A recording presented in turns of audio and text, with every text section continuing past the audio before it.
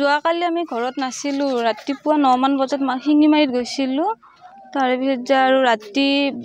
12 মান বজাত ফোন আহিল 12 চাৰে 12 মানত যে আমাৰ ঘৰটো জ্বলি গ'ল ঘৰটো জ্বলি যোৱা খবৰ পাই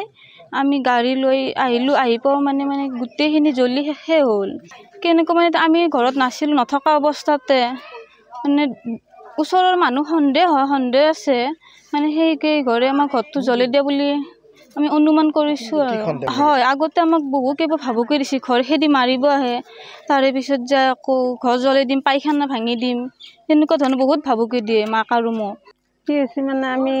যোৱাকালি মাৰ ঘৰত গ'লোঁ মাৰ ঘৰত যাতে ৰাতিপুৱাই গ'লোঁ যাৰ পিছত আৰু দিনটো তাতে থাকিলোঁ থাকি ৰাতিখনো থাকিলোঁ ল'ৰাটো গধূলা গ'ল তাৰপিছত একো নাই তাৰপিছত ৰাতি যেতিয়া 12টা চাৰে 12টা পালা তেতিয়া ঘৰটো জ্বলা বুলি ক'লা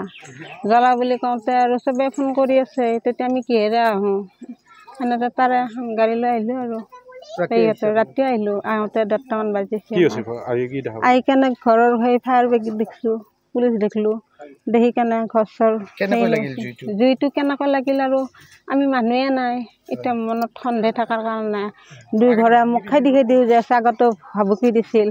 আৰু একবাৰ মোক মাৰিছিলোঁ সেইকাৰণে সেইগিলা ছোৱালীটোকো মাৰিছিল কেছ দিলোঁ কেছ দিওঁতে একো কৰা নাই থানাত তাৰ পৰা আহি সিহঁতে কৰে কেছ দিলি কি কৰিলি পিছলিক মাৰোঁ তিৰি মানুহক মাৰোঁ তথাপিতো আমাক কোনো একো কৰিব নোৱাৰে